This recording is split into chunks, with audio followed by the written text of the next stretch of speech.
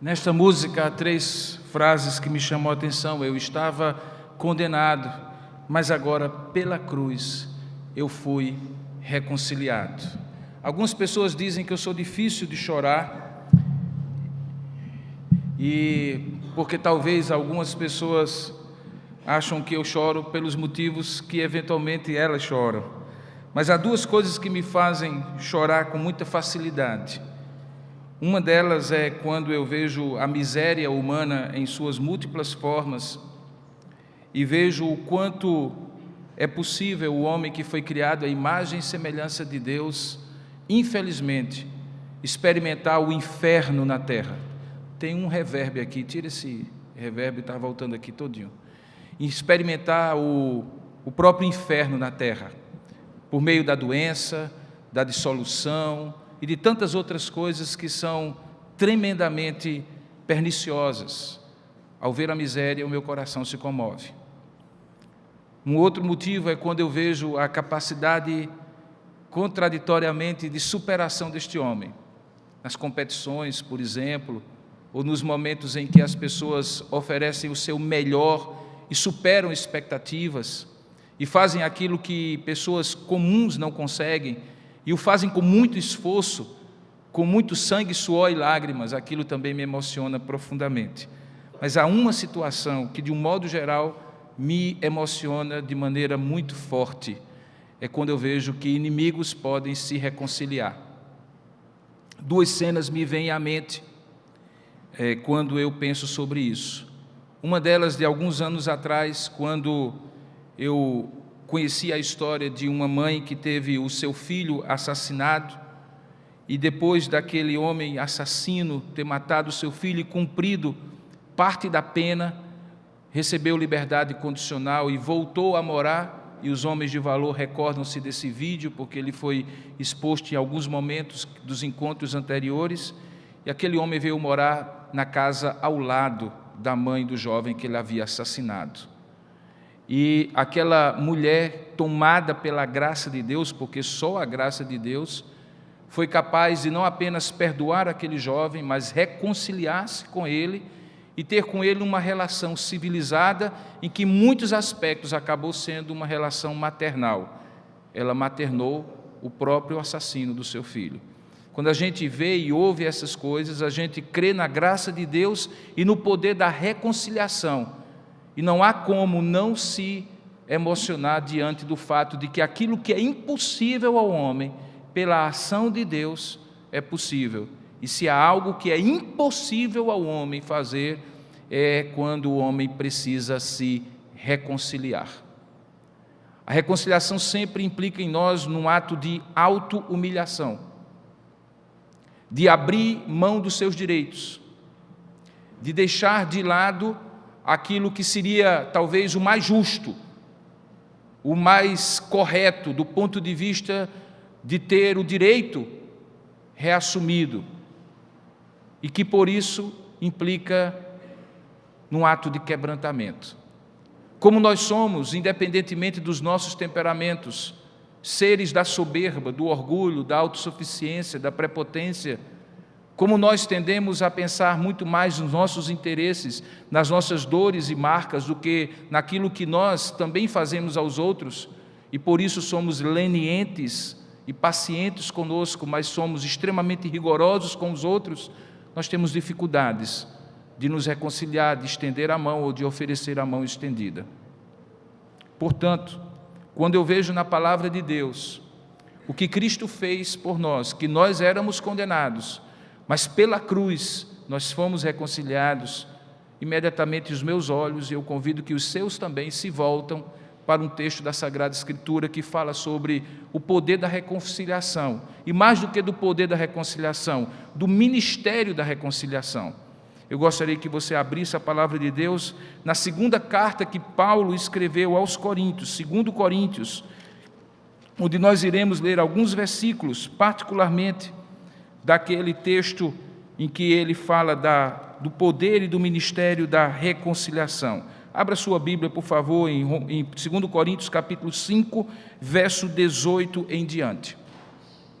Nós estamos nas noites de domingo do mês de junho, fazendo uma exposição sobre o mandato espiritual, assim como estamos fazendo pela manhã sobre o mandato cultural, de como Deus nos enviou desde a criação para cuidarmos, preservarmos da natureza e da criação e dominarmos sobre ela e, ao mesmo tempo, sermos instrumentos de transformação através do poder do Evangelho que nós pregamos e que nós vivemos. Então, hoje à noite nós vamos falar sobre o ministério da reconciliação, mas é impossível ser instrumento da reconciliação se nós não formos capazes de compreender o que ela significa e como isto tudo aconteceu primeiro em nós, porque ninguém dá o que não tem e ninguém tem o que não recebe. Daí porque, sendo reconciliados, nós podemos ter o ministério da reconciliação.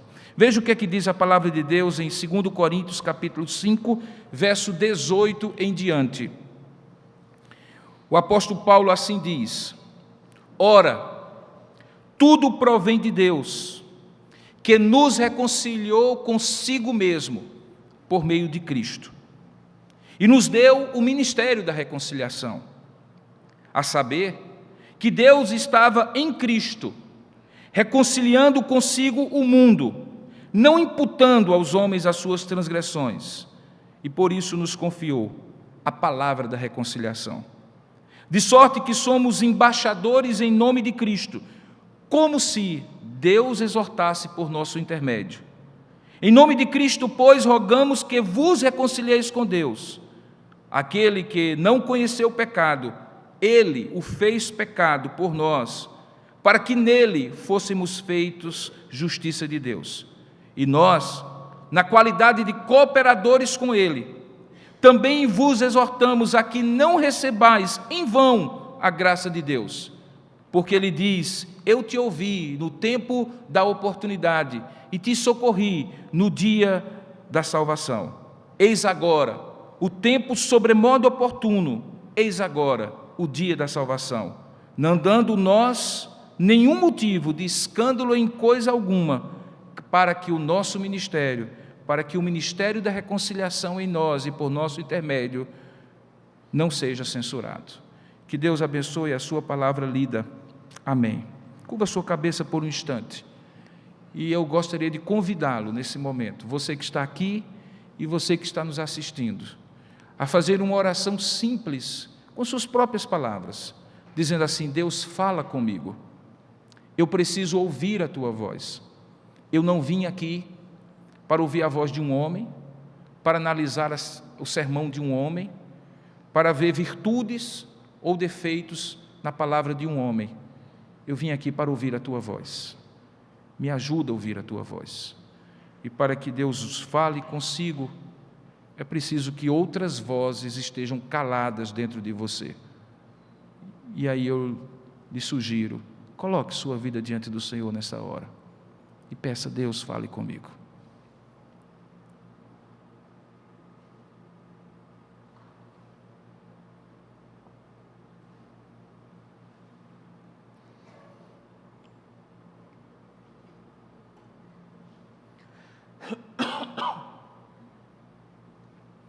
Pai amado e querido Deus, nós só estamos aqui porque, apesar de que estávamos condenados pela cruz, nós fomos reconciliados. Por isso, nessa hora, te pedimos, Senhor, que a tua palavra, que reina soberana, porque é a palavra que sai do trono da tua graça, nesse instante, reine sobre qualquer outra voz que possa ser ouvido pela nossa alma, pelo nosso coração. Nessa hora, fala conosco, Senhor, mesmo usando um homem imperfeito, falho, limitado, mas que a tua graça seja maior do que a minha limitação e o teu poder se revele na minha fraqueza, de tal maneira que os meus irmãos e irmãs, filhos e filhas tuas que tu trouxeste a este lugar, seres criados à tua imagem e semelhança, possam ouvir a ti e não a mim. E aqui, nesse lugar, e onde quer que esse sermão, essa palavra seja ouvida, seja vista pela televisão, pela internet, agora ou muito tempo depois, seja instrumento das tuas mãos para falar ao nosso coração e ao coração de qualquer um que venha a ouvir. Ó Deus, que este lugar seja tomado pela Tua presença, o nosso coração silencie diante de Ti e os nossos ouvidos se abram, o nosso coração se dilate para receber a grandeza e a maravilha da Tua palavra. Fala conosco, Senhor, que as palavras dos nossos lábios e o meditar do nosso coração sejam agradáveis a Ti, nosso Deus, nosso Redentor, em nome de Jesus. Amém. Paulo estava, em algum momento dessa segunda carta, sentindo-se no dever de defender o seu ministério. Paulo era um homem que tinha muitas virtudes, certamente como pecador ele tinha também os seus defeitos, mas ele tinha uma virtude de conseguir ser extremamente objetivo, claro e definido, com propósito e foco muito definidos diante dele, e eles todas essas virtudes e essas qualidades levavam Paulo a muitas vezes ter uma missão muito clara diante dos seus olhos, não perder tempo. Isso inclusive foi usado por Deus, porque ele acabou sendo um instrumento para pulverizar o cristianismo em todo o Império Romano do primeiro século. Quando ele escreve essa segunda carta à igreja em Corinto, na região da Acaia, na Grécia, ele estava sendo questionado, como os irmãos podem ver nos versículos anteriores, sobre a sua ausência corporal, porque ele havia plantado aquela igreja e ele estava indo para outros lugares, pregar em outros lugares e começar outras igrejas, e não estava muitas vezes presente naquela igreja, que era já agora uma igreja organizada, que tinha presbíteros e outros colegas da equipe pastoral de Paulo para tomar conta dela. Apesar disso, o apóstolo Paulo gasta todo o versículo 11 ao versículo 17 deste mesmo capítulo, falando sobre o zelo que ele tinha por aquela igreja. Na minha Bíblia, possivelmente na sua também, tem um título que não estava no originalmente, mas apenas nos ajuda a compreender os assuntos, que tem assim como título, o zelo apostólico de Paulo. Paulo, portanto, diz que ele estava dedicado àquele trabalho, mas em algum momento, alguém certamente deve ter dito a Paulo que na igreja em Corinto, alguns estavam sem compreender que tipo de ministério era esse, que tipo característico de trabalho era esse que ele fazia, que muitas vezes ele não se fixava no lugar, mas era um pregador de vários lugares. E Paulo então começa a expor a essência do seu ministério, que ele chama de ministério da reconciliação. É preciso que você compreenda, como eu já expus em domingos anteriores, qual era o contexto de Paulo. Paulo era um judeu, por parte de mãe, e um gentio por parte de pai.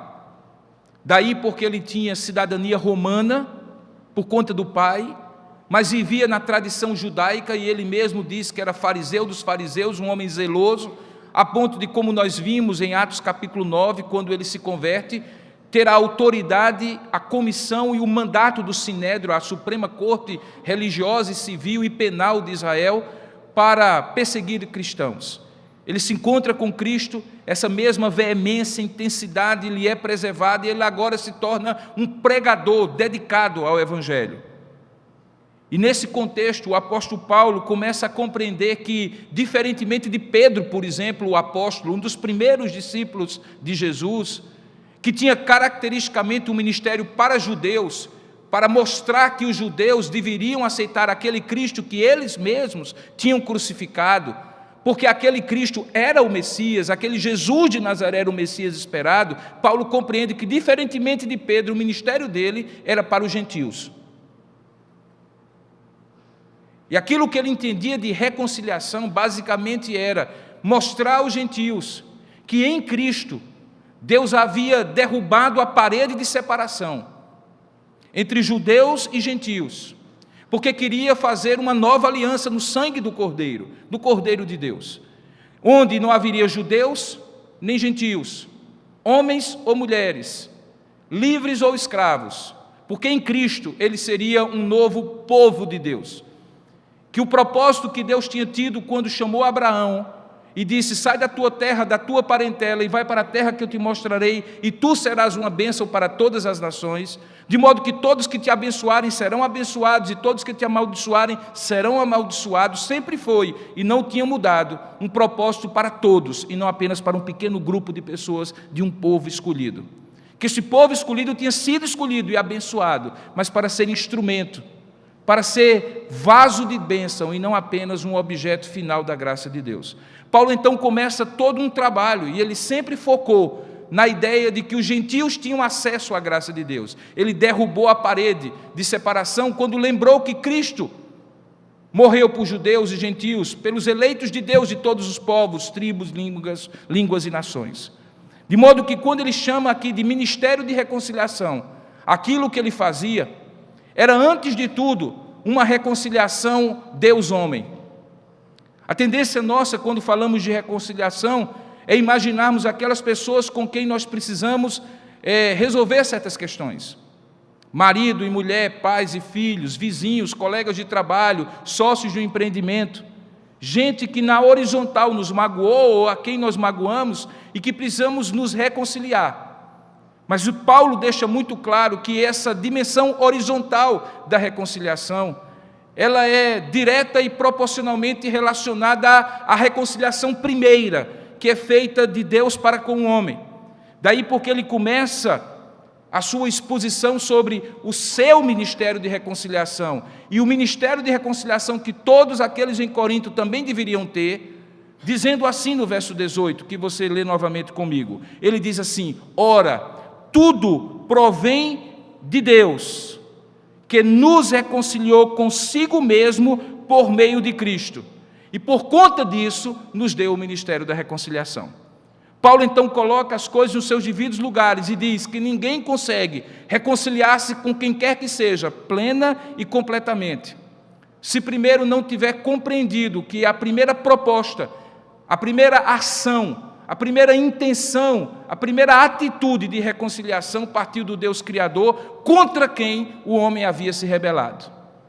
E é nesse aspecto que ele acaba estabelecendo, irmãos, certas bases para nós compreendermos o que nós precisamos fazer quando pensamos em termos de reconciliação. Quando nós pensamos em termos de reconciliação, nós precisamos compreender primeiro como foi a reconciliação que Deus fez conosco. Porque a tendência natural, quando pensamos em reconciliações humanas, é que nós nos coloquemos na posição de sermos as pessoas com quem as pessoas precisam se reconciliar. E mesmo quando temos a tendência, a percepção de compreender que nós também temos que tomar algum tipo de iniciativa, infelizmente achamos que essa iniciativa humana pode ser sustada, porque afinal de contas, primeiro a pessoa tem que nos buscar, primeiro a pessoa tem que nos procurar, primeiro a pessoa tem que reconhecer. E daí porque, como pastor, eu lhe digo que talvez uma das coisas mais difíceis de perceber, mesmo entre os cristãos, é essa capacidade de nós nos reconciliarmos uns com os outros. Frequentemente eu encontro pessoas que carregam mágoas por longos anos de vida, mesmo estando na igreja, mesmo ouvindo falar sobre perdão, mesmo ouvindo falar sobre Deus, mas por alguma razão elas entendem ou percebem que os outros devem procurar. E eu costumo dizer que quando assim fazemos é porque não temos uma percepção correta, uma compreensão correta do que foi que Deus fez em Cristo por nós. E Paulo nos esclarece. A reconciliação, primeiramente, é uma reconciliação que é iniciativa de Deus. Por isso que ele diz que tudo provém de Deus. Mas preste bem atenção como isso é paradoxal. Deus não tinha motivo, ou não teria motivo algum, para buscar a reconciliação com o homem pecador.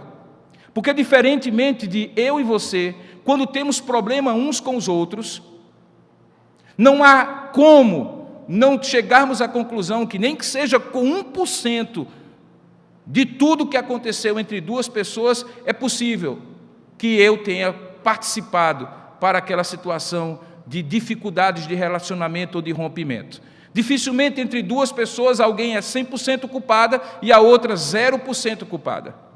Mas quando se refere a Deus, veja, Deus não tinha nem 1%, nem 0,00001% de culpa.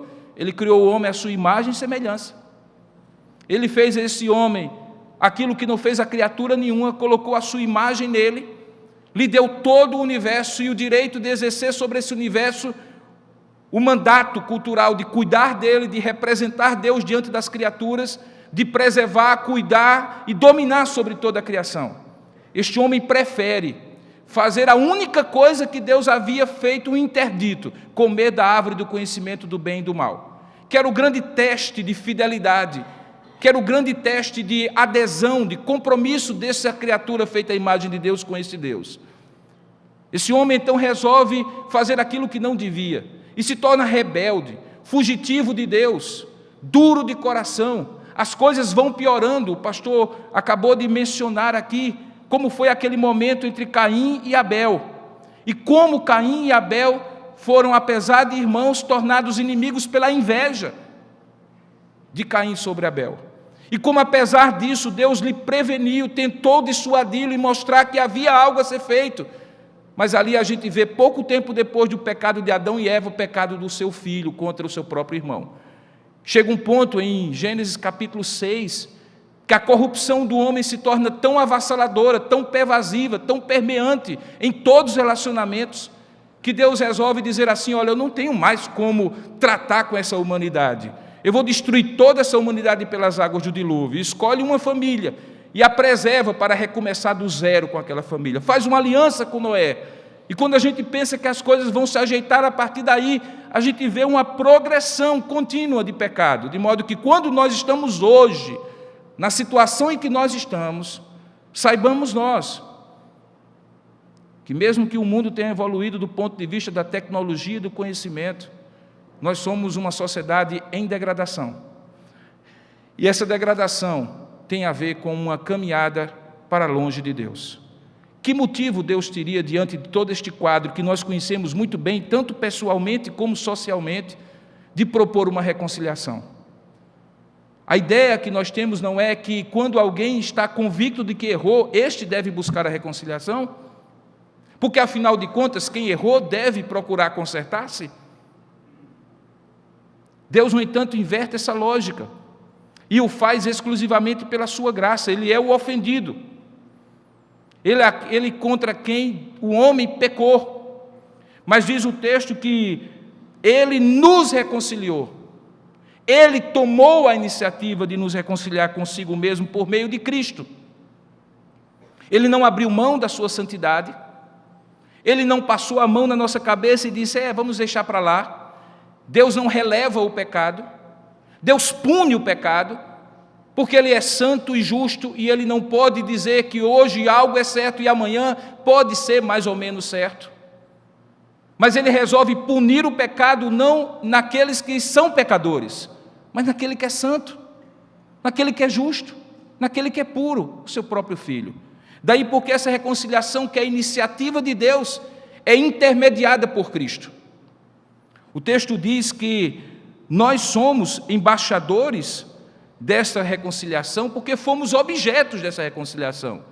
Não porque somos agentes dessa reconciliação, mas porque essa reconciliação primeiro aconteceu comigo. Eu gostaria de chamar a sua atenção para o tempo verbal dessa primeira frase.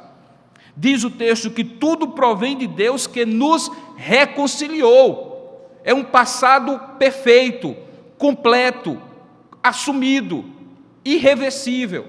Em Cristo, nós já fomos reconciliados, indubitavelmente, inexoravelmente, irretorquivelmente, sem volta. Não há como voltarmos a brigar, não há como Cristo se arrepender do que fez, não há como Deus anular o que fez. Paulo tem uma outra expressão quando diz que os dons de Deus e a vocação de Deus são irrevogáveis. Deus não dá e tira, Deus não reconcilia e amanhã, como crianças que nós um dia fomos e fazíamos, ficamos com raiva de novo um do outro. Mas em Cristo Ele consumou a sua obra, de modo que quando Cristo disse assim, está consumado, tenham certeza, a obra de reconciliação estava plenamente e perfeitamente realizada. E ao fazer isso, Cristo era a figura central, porque aquilo que o homem não podia fazer, embora devesse fazer, e aquilo que Deus não devia fazer, mas pôde fazer, foi tudo consumado na pessoa de Cristo.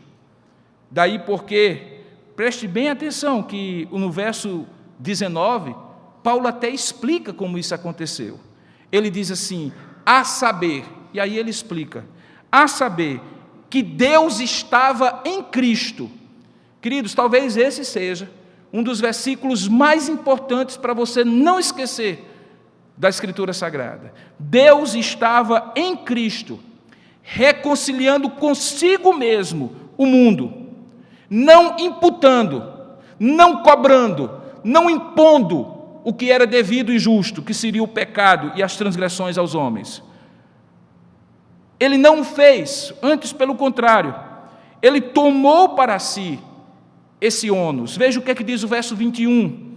Aquele que não conheceu o pecado, ele o fez pecado por nós, para que nele fôssemos feitos justiça de Deus.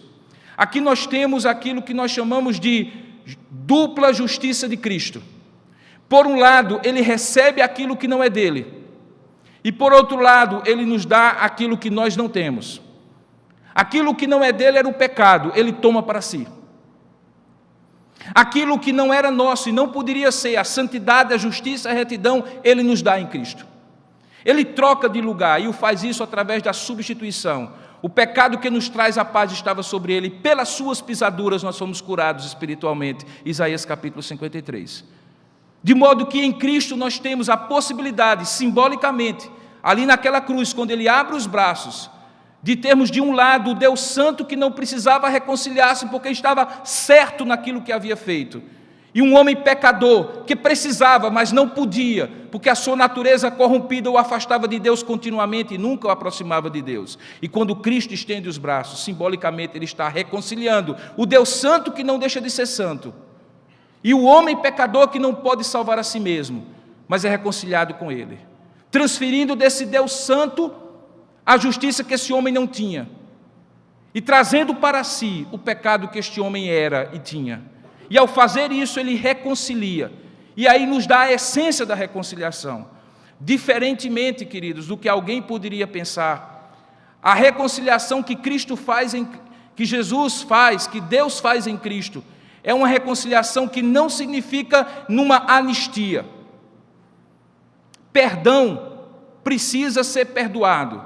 E para ser perdoado, ou melhor, pecado precisa ser perdoado. E para ser perdoado precisa ser punido.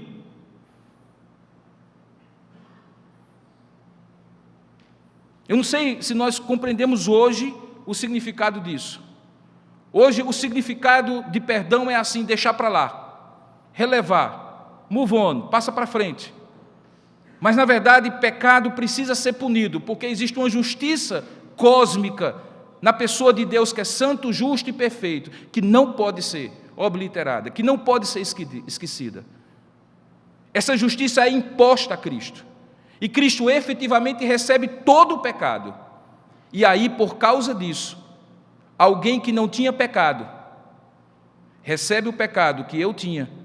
E aí a Bíblia diz que já não há nenhuma condenação para os que estão em Cristo Jesus.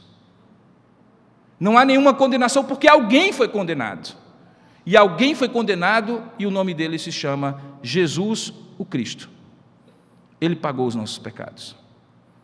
Ao fazer isso, Paulo estava assentando o fundamento do que ele entendia ser reconciliação. Quando nós olhamos reconciliação, nós entendemos que reconciliação é trazer uma situação posterior à situação que era antes do rompimento. E de fato é isso mesmo. Quando em Cristo Deus nos reconcilia com Ele, Ele está trazendo de volta pecadores rebeldes para ter comunhão com Ele. Como era no Jardim do Éden antes da queda. E como será na Nova Jerusalém, onde não haverá nem choro, nem lágrima, nem dor, e não haverá separação, porque não haverá pecado. Essa reconciliação, ela já aconteceu, ela já foi feita no tempo e na história, na cruz do Calvário. A diferença é que há algumas pessoas, talvez aqui no nosso meio, talvez entre aqueles que nos assistem, que já tomaram consciência disso, que já ouviram falar disso pela pregação do Evangelho. Alguém contou para elas, eu tenho uma novidade, uma boa nova, um evangelho para você. É que em Cristo você pode voltar para Deus. Em Cristo Jesus, nele Deus recebeu o sacrifício de Jesus para que você não seja punido mais pelo seu pecado. Basta você confiar nessa verdade. Basta você entregar a sua vida a Jesus Cristo, porque Ele já entregou a dele por você. E crendo e confiando nos méritos, no valor, na glória desse Deus, você pode receber a salvação eterna, porque Cristo já fez isso por você. Sabe, pregar o Evangelho é dizer assim: deixa eu lhe contar uma novidade. Deixa eu lhe contar uma novidade. Talvez as palavras suas sejam diferentes das minhas, mas basicamente pregar o Evangelho é contar uma novidade. Porque a grande novidade é que aquilo que você sabe que é devedor e não consegue pagar, alguém pagou. E mais, além de ter pago e zerado o débito, ainda creditou na sua conta uma justiça que você jamais vai esgotar. Porque não somente a sua condição com Deus foi resolvida, mas os seus pecados estão cobertos pelo sangue do Cordeiro. E como selo desta verdade, garantia desta verdade, quem habita em você é o Espírito Santo de Deus, e ele não habitaria se você não fosse de Deus.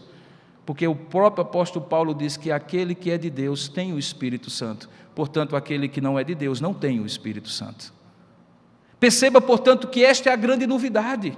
Agora imagine você, se alguém chegasse hoje para mim e dissesse assim: eu tenho como zerar o saldo devedor do seu cheque especial e pagar o débito do seu cartão de crédito. E mais, eu vou creditar uma quantia na sua conta hoje, que todos os dias, quando você precisar sacar para atender às suas necessidades ou eventualmente para corrigir os seus desmantelos e descontroles financeiros, o dinheiro estará lá. Eu não precisaria, queridos, fazer um grande esforço para dizer: aqueles que quiserem isso, por favor, façam uma fila.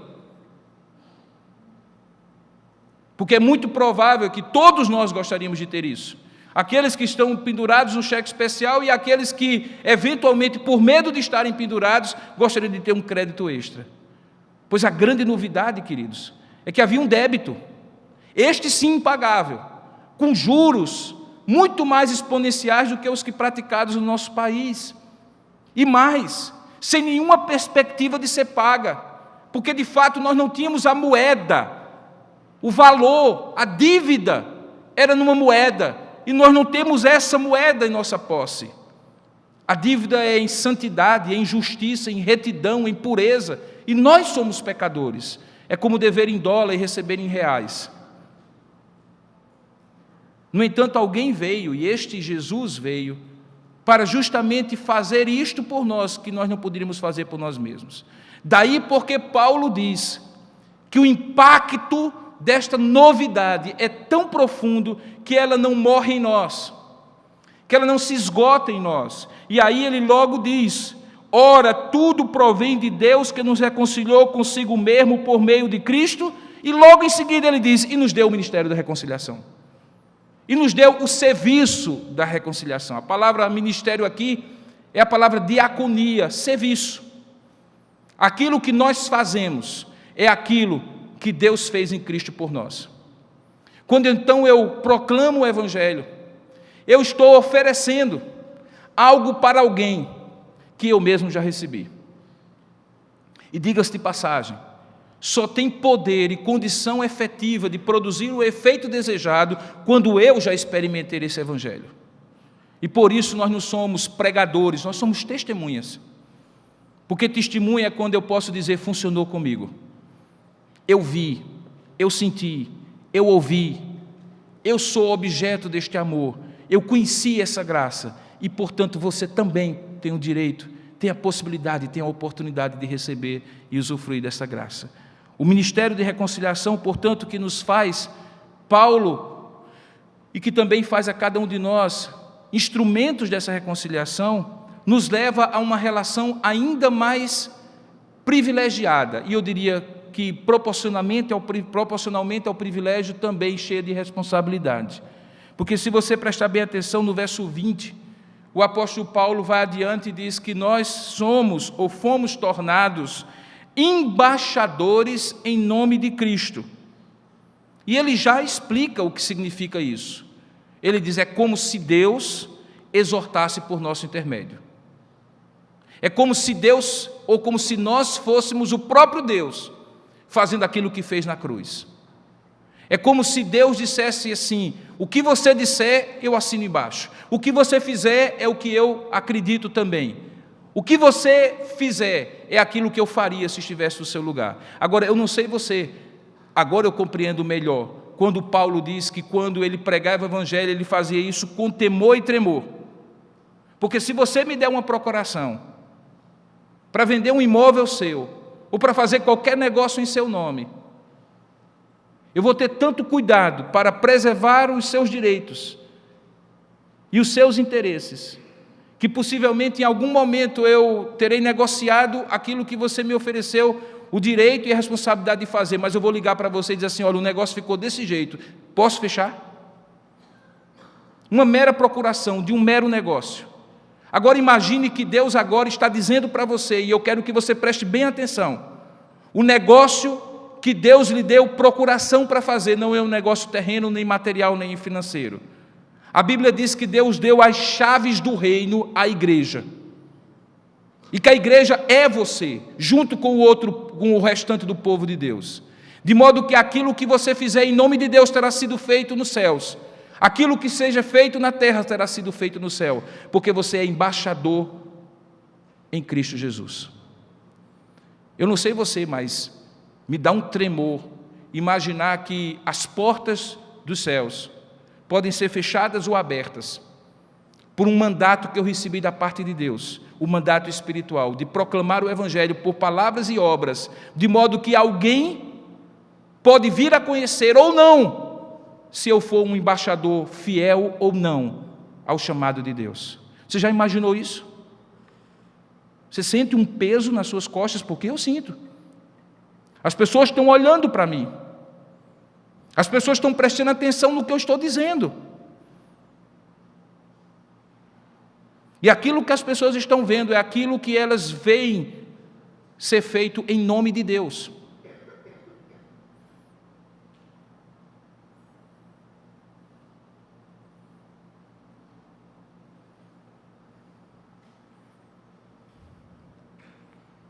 Um embaixador preza pelos interesses do rei, do presidente, do país que o envia. Ele o faz sabendo que haverá de prestar contas quando for chamado de uma missão. E o rei, o imperador, o presidente, o primeiro-ministro, o país dirá: você me representou bem? Você procurou os meus interesses na questão? Você fez as tratativas de modo fiel, não apenas a mim, mas também ao meu desejo de reconciliar essa questão e de resolvê-la definitivamente? Você fechou o negócio?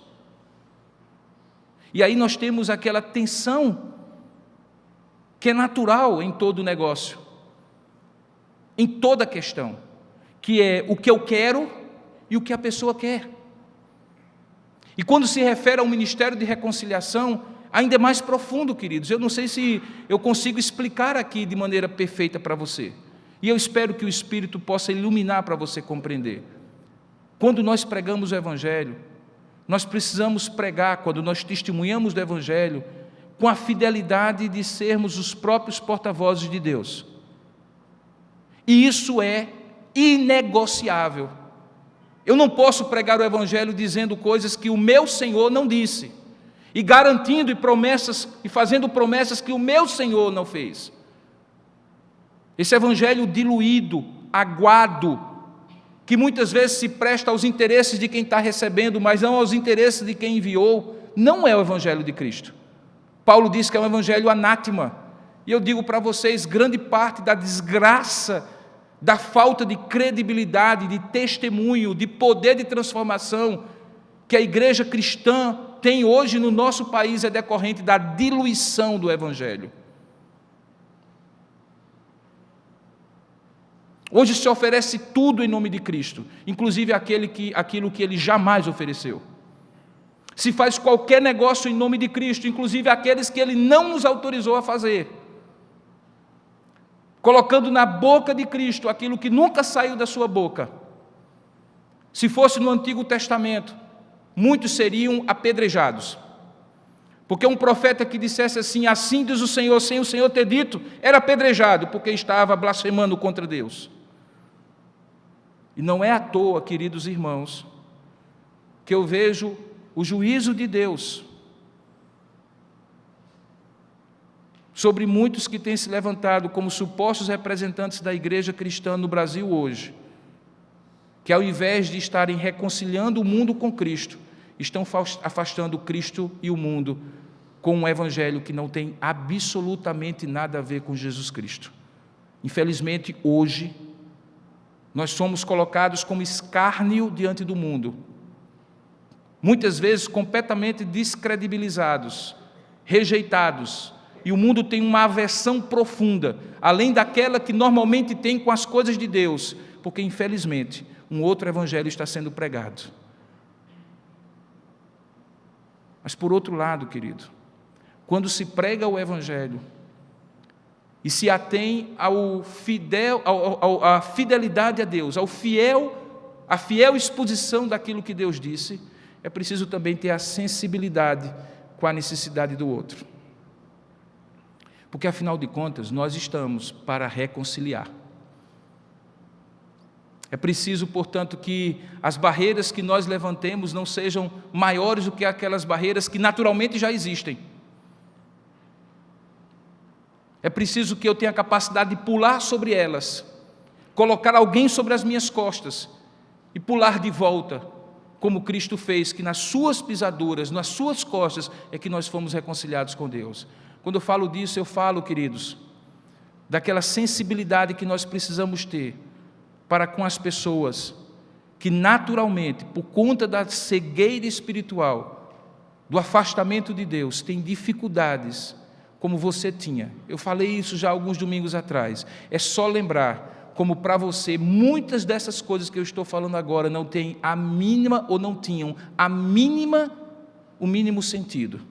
Quando alguém dizia para você que você podia ter todos os seus pecados perdoados, lembra que você dizia assim, assim é bom então, né? O sujeito faz tudo que não presta e no final vira crente. Daí porque se hoje alguém disser isso para você, você vai se lembrar que era você que dizia isso. E você vai entender que há uma limitação que só Deus pode tirar. E, portanto, o seu amor por aquela alma perdida, por aquela pessoa que precisa de Cristo como você precisava, e que não tem nada a ver com superioridade ou soberba, eu tenho e você não tem, mas pelo contrário, que tem a ver com sensibilidade à carência daquele pecador que está cego em seu pecado, você precisa ter essa sensibilidade. É quando você diz assim, eu não vou dar o que você quer, porque você nem sabe bem o que quer. E para ser muito sincero, eu não vou dar nem aquilo que você acha que você precisa, porque você nem sabe bem o que precisa. Mas eu vou lhe dar aquilo que, como você, eu também um dia precisei, e que é o que Cristo tem para lhe oferecer. Se você recebe, você vai ter aquilo que hoje eu recebi em Cristo. O nome disso é Evangelho. O nome disso é o ministério da reconciliação que Deus nos deu como embaixadores de Deus. E daí porque no versículo 6... Deus nos chama de algo a mais, no capítulo 6, verso 1, de algo a mais que eu acho tremendo, e que para mim, queridos, mais uma vez, significa tudo na minha vida, seja o que for que eu tenha que fazer. Veja o que é que diz o versículo 6, ele diz assim, e nós, na qualidade de cooperadores com Ele, é assim que Deus nos chama, irmãos. Nós somos as mãos, os pés, a boca, o gesto, a figura, a imagem, a iniciativa, a ação de Deus na terra. A igreja é a agência de Deus na terra. Há coisas que a igreja, e eu não digo a igreja institucional, não é a igreja presbiteriana, é o povo de Deus, só ela pode fazer. Há coisas que o Rotary pode fazer. Há coisa que o Lions pode fazer, que a maçonaria pode fazer, que os políticos podem fazer, que os cientistas podem fazer, que a academia pode fazer. Há coisas que os cientistas podem fazer, que os mobilizadores sociais, os ativistas sociais podem fazer. Há coisas que as ONGs podem fazer. Há coisas que os partidos políticos podem fazer, que os sindicatos podem fazer, que a igreja também pode fazer, porque está no mundo e precisa exercer esse ministério no mundo. Mas há algo que só a igreja, povo de Deus, pode ser, é ser cooperador de Deus. Isso é tremendo, irmãos. O mandato espiritual, nesse aspecto, é superior infinitamente ao mandato cultural. Porque Deus deu a nós as chaves do reino. Não há uma instituição, seja ela católica ou protestante, ao povo de Deus. E sabe como é que nós abrimos? Quando nós proclamamos o Evangelho. Quando nós testemunhamos do Evangelho. Nós nos tornamos cooperadores. A palavra aqui é a palavra sinergo, de onde vem a palavra sinergia. É quando a ação de Deus provoca em mim uma reação que conflui, que converge com um único propósito. É quando eu não atrapalho, eu me torno cooperador. E talvez, queridos, aí seja o grande segredo. Se eu não atrapalhar, já ajudo muito. Porque em grande parte, irmãos, infelizmente, nós temos atrapalhado. Eu fico pensando em todo esse debate, em toda essa dicotomia, em toda essa polarização. Eu confesso a vocês que eu gosto de escrever, eu gosto de falar, gosto de expressar meus pontos de vista, mas já faz semanas que eu leio tudo aquilo que eu leio nas mídias sociais e eu quase consigo ir com os meus dedos para o teclado e escrever alguma coisa, e em algum momento eu olho assim e digo, não vale a pena, porque o negócio está tão envenenado. O negócio está tão assim, que você diz assim, tudo que você falar vai ser torcido e retorcido contra você, de modo que chega um ponto que você cansa. E eu lhes digo, sabe por que dá essa sensação de cansaço? É porque alguém, ou alguns, estão atrapalhando mais do que ajudando. Não é que necessariamente as verdades que estão sendo ditas não são verdadeiras. É que é mais ou menos como aquele negociante que resolve que o seu apartamento vale R$1 milhão. Embora o mercado só pague 500. E então alguém oferece para ele 500 mil e mais um carro, que vai chegar lá por 700. Mas ele disse, não, eu só quero 1 milhão e em dinheiro e à vista. E então chega um ponto que você diz, aquela pessoa não quer absolutamente fechar esse negócio. Ela quer só reforçar a sua posição. E, queridos, deixa eu lhes dizer uma coisa. Não é que nós precisamos comprometer a verdade para alcançar as pessoas. É que nós precisamos ter a habilidade e a capacidade de tornar a verdade, ainda verdadeira, capaz de ser vista como uma expressão do amor de Deus e não apenas do juízo de Deus. E esse é o grande desafio. Quando eu não faço isso, eu atrapalho. Se antes, queridos, algumas pessoas diziam assim, eu não quero ser crente, porque crente se acha melhor do que os outros. Hoje, além disso, as pessoas dizem, eu não quero ser crente, porque além de se achar melhor do que os outros, se acha mais certo do que os outros. E aí eu fico pensando aqui comigo, se em algum momento nós não estamos atrapalhando mais do que ajudando. Se em algum momento nós não estamos prejudicando mais do que cooperando. Se aquilo que Paulo diz assim, que nós somos cooperadores com Ele, se de fato nós temos sido cooperadores com Ele. E existe aí aqui, querido, um senso de urgência.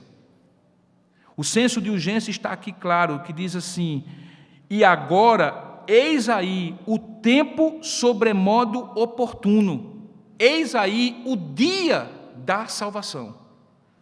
As portas estão se fechando, irmãos, claramente. Se você hoje tiver ainda algum acesso aos seus amigos, aos seus colegas de trabalho, de faculdade de estudo, aos seus vizinhos, para que, mediante o seu testemunho, eles consigam lhe ouvir e não apenas a tudo o que for dito, aproveite, porque haverá um dia que até você será visto como inimigo, apesar dele lhe conhecer como amigo. Você está compreendendo o que eu estou dizendo? Há um processo de envenenamento completo, que nós sabemos de onde vem, e que vai nos fazer inimigos até mesmo dos nossos amigos, que vai nos fazer silentes e incapazes de impactar este país, impactar as pessoas, porque seremos rotulados aqui na testa de tudo o que hoje está sendo criado contra o povo de Deus, em muitos aspectos com certa justiça, com certa exatidão, mas em muitos outros aspectos por uma ação insidiosa do mal, que tenta afastar os portadores da graça daqueles que precisam da graça. Nós somos os portadores da graça. Irmãos, eu estou tentando aqui falar de maneira mais clara, mas eu não consigo. Entenda, o tempo está acabando. O tempo está acabando. Que Deus lhe dê um senso de urgência. As portas para você testemunhar do Evangelho estão se fechando. E você precisa correr para que o seu testemunho seja ainda ouvido. Porque, segundo a Escritura, haverá um tempo, e já está chegando, em que as pessoas terão comichões, dificuldades, barreiras quase intransponíveis para ouvir o Evangelho. E a razão disso é porque Deus tem entregado estes homens aos seus próprios desejos, aos seus próprios pecados, às suas próprias concupiscências. É tempo de resgatar, irmãos. Igreja de Cristo, você cristão, você crente em Jesus Cristo, desperte. A prioridade é você cumprir o seu ministério de reconciliação. As pessoas que estão ao seu lado não serão alcançadas ordinariamente, talvez extraordinariamente sim, mas ordinariamente elas não serão alcançadas se não for por você. Por isso que elas estão postas ao seu lado. Imagine, e aí eu não quero tocar o terror, como os jovens dizem, mas imagine se um dia você se apresentar diante do tribunal de Cristo e você vir pessoas que conviveram com você sua vida inteira, longe da salvação em Cristo, porque faltou de você uma palavra, um alerta, uma comunicação, uma boa nova, um testemunho, uma proclamação. Imagine que um dia, no Antigo Testamento, naquelas cidades, havia pessoas que ficavam de guarda, os chamados atalaias, e que diziam assim: lá vem o inimigo, abram os portões, fechem os portões, está seguro ou não está seguro? E o atalaia não podia dormir, nem podia dar falsa notícia. Ele tinha que ficar com os olhos abertos, porque se alguma coisa acontecesse que ele deveria fazer e não fez, o que ele não deveria fazer e fez, o sangue, a responsabilidade daquelas vidas pesava sobre ele. Nós somos os atalaias da última hora, queridos. Eu não sei se Jesus Cristo vai voltar hoje, se nós vamos vê-lo voltar ou se ele vai voltar daqui a alguns anos. Eu posso dizer para você, eu não consigo ver isso demorando muito. Eu consigo ver uma progressão geométrica do mal tão grande que é impossível não perceber que a coisa está se afunilando para o momento em que ele voltará. Até lá, nós teremos oportunidade. Depois de lá, não mais. Que Deus possa usar você como um reconciliador. Que Deus possa usar você como um embaixador, como um cooperador. A Bíblia diz: bem-aventurados os que fazem a paz. Paz entre pessoas, mas principalmente paz entre pessoas e Cristo. Porque, afinal de contas, desta guerra é que dependem, nesta paz, todas as outras. se você não está bem com Deus. Não se surpreenda. Se alguém ao seu lado não está bem com Deus, não se surpreenda que nenhuma das outras coisas estará muito bem na vida. Talvez em alguns momentos funcionará, mas na essência não tem a estrutura pela qual todas as coisas se estruturam. Que Deus nos faça lembrar que Deus nos deu um ministério de reconciliação. E isso nós fazemos pelo testemunho do Evangelho. Que Deus use sua vida no lugar onde você está, para a glória do Senhor.